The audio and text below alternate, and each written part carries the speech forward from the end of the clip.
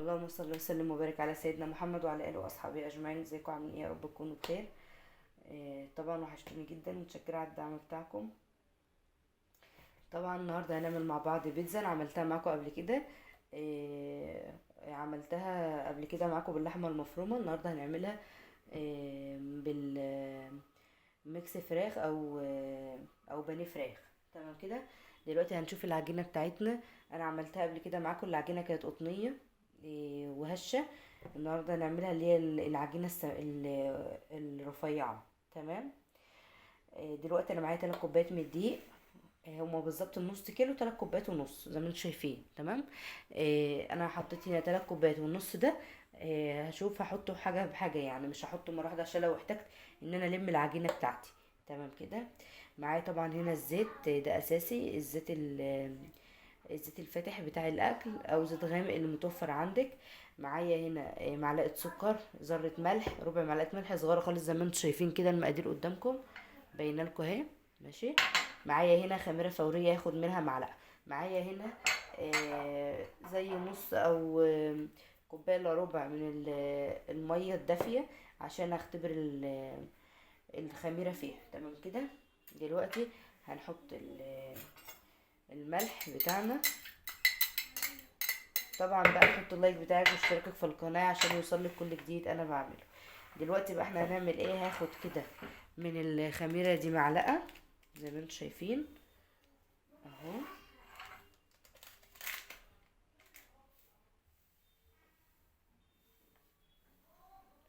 طبعا ميه دافيه ليه اهو. هي دي بالظبط معلقه كبيره.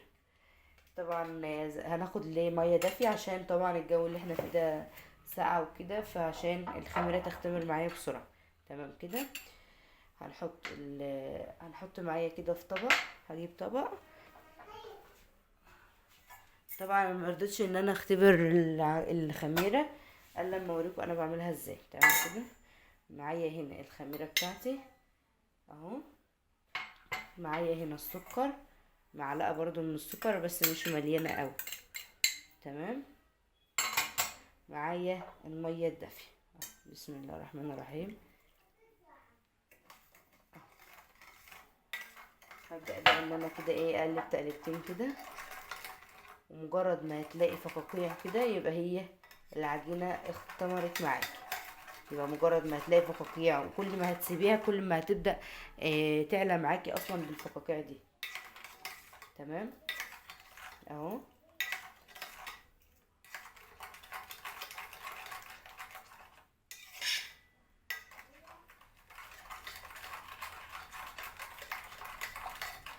بس كده انا هسيبها بقى دلوقتي كده، اغطيها واسيبها. تمام كده. طبعا بقى على ما الخميره تختمر معايا وارجع لكم تاني. كده بقى زي ما انتم شايفين.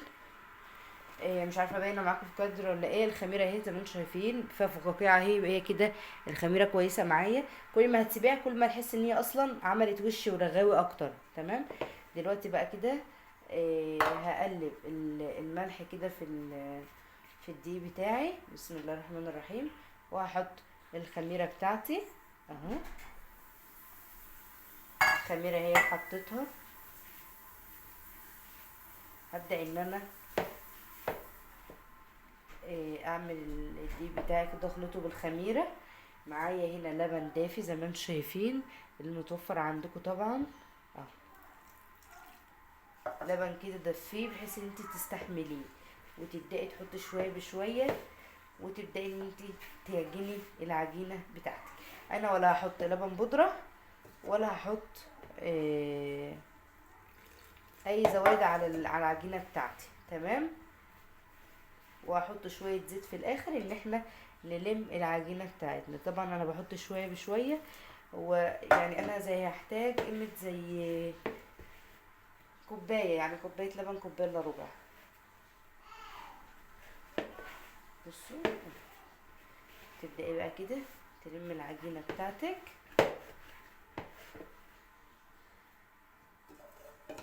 هبدا ان انا احط الدقيق بتاعي بقيت النص كيلو.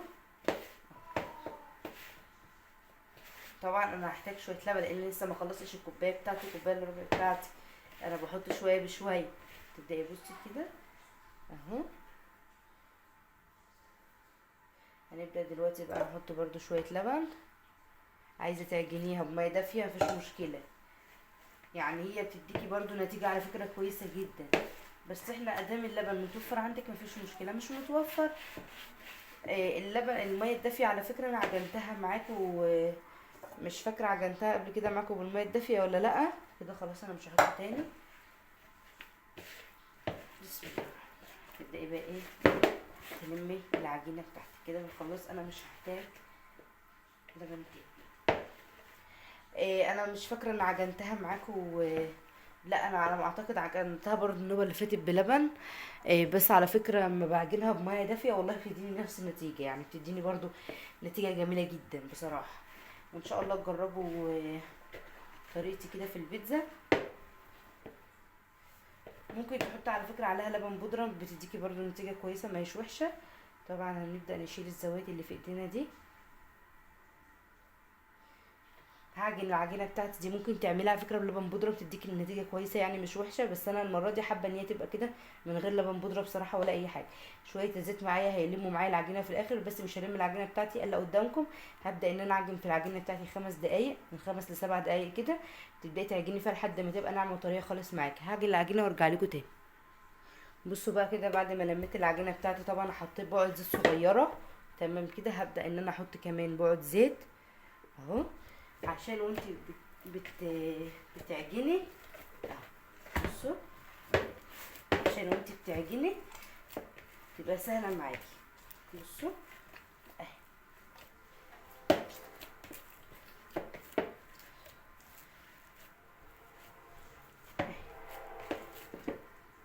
هتبداي بقى كده العجينه بتاعتك ما شاء الله اصلا جميله ازاي. هتبداي بقى كده مش مقطعه ولا اي حاجه. هنقوم جايين لمينها كده، نحط بقعه زيت في الطبق بتاعي اهو، وهنسيبها. هتسيبيها بقى لحد ما تتخمر معاكي. هنغطيها بحاجه ونسيبها في جنب لحد ما تخمر معانا. وبعد ما تخمر نشوف هنعمل صوص الطماطم معانا ازاي بتاع البيتزا، وهنعمل الحشو بتاعنا ازاي. يلا ما تروحوش في اي حته، استنوني.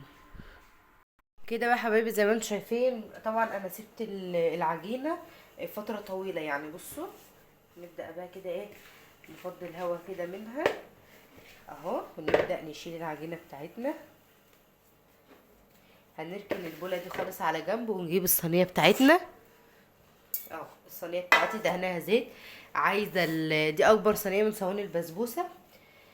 بصوا بقى، عايزه العجينه بتاعتك تبقى تخينه هتقطعيها هتعمليها نصين في صينيتين. عايزه العجينه بتاعتك تخينه هتعمليها في الصينيه الواحده، هتفرديها في صينيه الواحده. طبعا دهنه الصينيه زيت. هتبداي بقى تفردي كده العجينه بتاعتك اهو زي ما انا قلت لك. عايزه العجينه تخينه هتعمليها في الصينيه دي، عايزه العجينه رقيقه هتعمليها هتقسميه في صينيتين. تمام كده. بس هيبقى طبعا الحجم اقل من ده، يعني اقل من دي حاجه بسيطه خالص، بحشو بسيط جدا ومش مكلف. عايزه ممكن تعمليها، انا عملتها معاكم قبل كده باللحمه المفرومه. عايزه تعمليها باللحمه المفرومه اعمليها، عايزه تعمليها طبعا ما شاء الله العجينه متماسكه على فكره، ما هيش بصوا مش لينه، حلوه طريه وحلوه. في فرق اما تكون لينه خالص وفي فرق. نشمر كده عشان عايزه ايه تفرديها كويس. بصوا اهو بصوابعك بقى كده عشان ايه تثبت معاكي. اسفه ان انا قطعت التصوير، ابني بس كان بينادي عليا، وابني لسه صغير يعني فما يفهمش وكده. بصوا ما يفهمش ان انا اقول له يعني اسكت دلوقتي وكده. تبداي تفردي العجينه بتاعتك اهو. طبعا بتدخليه على بتدخليه على ايه درجه حراره 180 البيتزا. انا مسويها برضو معاكم قبل كده. كل ما ترقي فيها هتبقى العجينه معاكي. بصوا طبعا احنا غاسلين ايدينا. بصوا وتدينيها زيت عشان لما تيجي تطلعي البيتزا معاكي تطلع بسهوله. بصوا بصوابعك كده ترفعي اهو.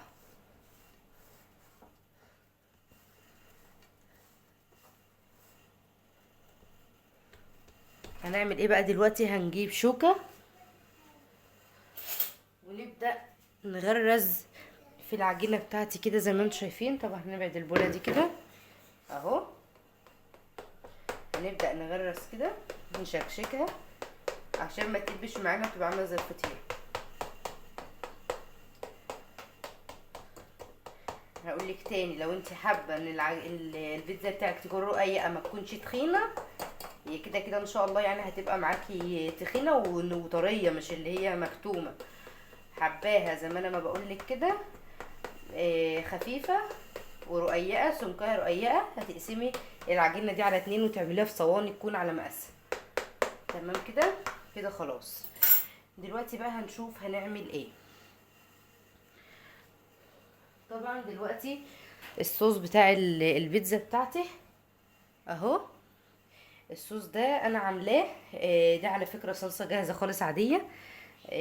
عامله حاطه عليه شويه زيت، بقعه زيت، وحاطه شويه ملح، طبعا حاجه بسيطه خالص، وكمون وفلفل اسمر، ومقلباهم على بعضهم. تمام كده.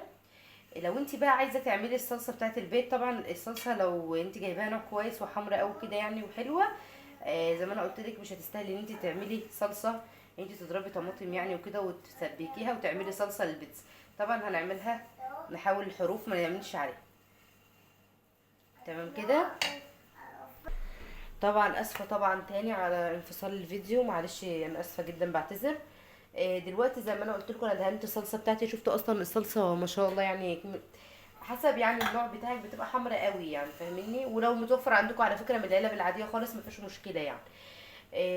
دلوقتي لو انت حابه تعملي الصلصه بتاعتك تعمليها في البيت وتسبكيها وكده، هتعملي ايه؟ هتخرطي فص توم او فصين توم، هو فص كويس جدا تخرطيهم ناعم جدا، وتقومي جايه حاطه شويه زيت او شويه سمنه زي اللي عندك يعني، بس يستحسن زيت عشان لو انت عامله الحشوه بتاعتها فيها ماده دهنيه ما تبقاش فيها كتير، الماده الدهنيه ما تبقاش كتير.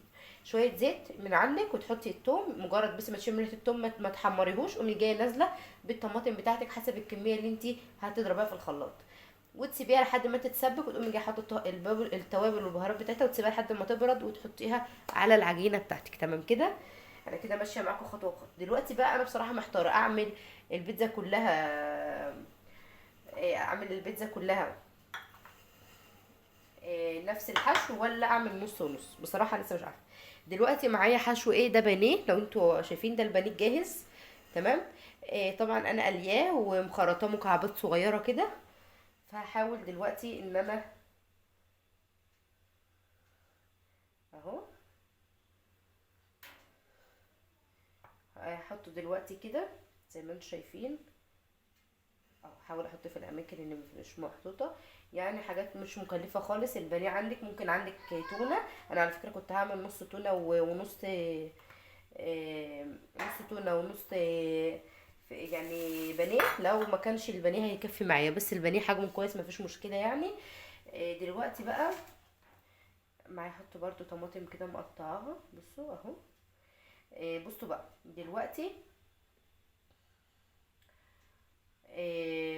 كنت اقول لكم ايه، اللهم صل وسلم وبارك على سيدنا محمد. لو انت عندك تونه في البيت مثلا، يعني انا كان عندي تونه ومبقيه من البيت يعني من ابني وكده، ممكن انت يعني تحطيها عادي مفيش مشكله. على فكره البيتزا دي متاحه ليكي بكل الاطعم. ممكن تعمليها بجبن على فكره، ممكن تعمليها بفلفل وطماطم. بصي اللي متوفر عندك في البيت. تمام كده. انا دلوقتي هنحط شويه زيتون مخلي. انا حطيت طماطم، انا ما عنديش فلفل، لو عندي فلفل كنت حطيت، لو بتحب البصل حطي فاهميني يعني، مش لازم زي ما زينب حطت بالظبط تحطي، لا يعني اللي متوفر عندك. البيتزا دي حلاوتها انها بتبقى طبعا الصوت ده بتاع الفرن يبقى كده يبقى كده الفرن سخن معايا. انا بديكي بعرفك الطريقه، وانتي بقى بدماغك بقى، الحشوه بتاعتك بقى بدماغك. تمام. يبقى ده شويه زيتون كده زي ما انتم شايفين اهو. طبعا بحط في الاماكن اللي مش محطوط فيها اهو. دلوقتي بقى معايا جبنه موزاريلا، دي طبعا اللي انا بستخدمها الحمد ده، النوع ده انا بستخدمه على طول، يعني انا بحبه، وبصراحه مصروفه بتبقى عاليه جدا وحلوه. تمام. بس ده يعتبر كمان ده اللي متوفر في كل الاسواق يعني. هنحط كده الجبنه بتاعتها كده، الجبنه بتاعتنا كده نوزعها. لو عندك فلفل اخضر رومي ممكن تخرطيه مكعبات، عندك بصل مفيش مشكله. انا مش متوفر عندي الا الطماطم، انا بكلمكم بصراحه، انا عندي طماطم وفلفل، بس انا مش حابه الفلفل. بس انا متوفر عندي دلوقتي طماطم وحتتين البانيه دول كنت قلياهم، فقلت طب يلا بينا نقوم جايين عاملين بيتزا كده في السريع، مش مكلفه، والدقيق كده كده عندنا في البيت. لو مش عندك دقيق تشتري نص كيلو دقيق، وهتبقى اكله ممكن تعمليها اكله يعني عشاء ولا حاجه، عشاء خفيف كده حسب يعني الناس اللي بتحب تاكل تتعشى حاجات خفيفه. طبعا مش هنحط على الحروف اهو. تبداي كده توزعي يعني، وعندك لو عندك بقى ميكس جبن حطي برضه، عندك جبنه رومي مبشوره حطي، يعني فاهميني، اللي متوفر عندك كله حطيه اهو.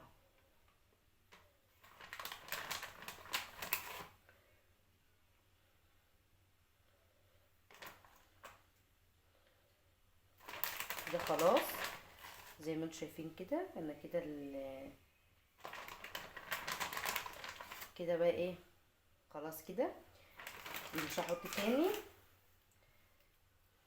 اهو. دلوقتي بقى زي ما انتم شايفين هدخل البيتزا بتاعت الفرن على درجه حراره 180. تمام. من تحت بس، مجرد ما الحروف بتاعتي تحمر هبدا ان انا اشغل من فوق دقيقتين بالظبط او 5 دقايق، وانا واقفه لحد ما الجبنه تبدا تتسيح، واطلعها معاكم الفرن نشوف شكلها هيبقى عامل ازاي. كده بقى زي ما انتم شايفين حبايبي، البيتزا بتاعتي طلعت اهي. على فكره انا ما شغلتش عليها من فوق، انا عملت من تحت بس. طبعا هي سخنه، هبدا ان انا اقطعها. بصوا،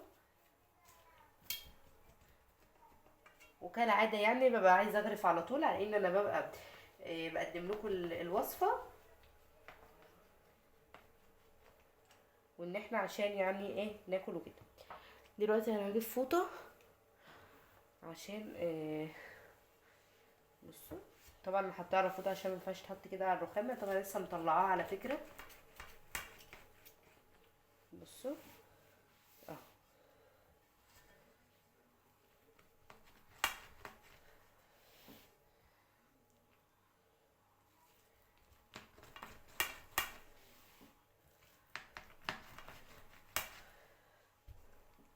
انا عايزه اوريكم بقى الشكل كده تبقى طالعه ازاي. بسم الله الرحمن الرحيم. وعايزه اوريكم سواها يعني. بسم الله الرحمن الرحيم. عايزه سكينه اهو. طبعا انتوا شايفين اكيد من البخار. بصوا، بصوا جمالها زي ما انا قلتلك. بصوا اصلا مستويه ازاي، مفيش حاجه لازقه في الصينيه ولا اي حاجه. بصوا، بصوا جمالها اهو. اسفه، اسفه جدا، بس انا قايله لكم ان هي سخنه. بصوا، بصوا قطنيه جدا وجميله زي ما انا قلت لك. لو انت حابه، بصوا اصلا جمالها برضو اهي، اهي مستويه وجميله. بصوا زي ما انا قايله لكم، لو انت حابه لو انت حابه ان هي تبقى خفيفه رفيعه، تقسمي العجينه بتاعتنا دي على 2. تمام كده اهو. يا رب يكون الفيديو بتاعي عجبكم، وطبعا بسيطه جدا، سهله وبسيطه ومش مكلفه، متوفر عندنا في كل البيوت. اتمنى يكون عجبكم الفيديو بتاعي، وتحطوا اللايك والاشتراك بتاعكم. اشوفكم فيديوهات كتير على خير، ومع السلامه.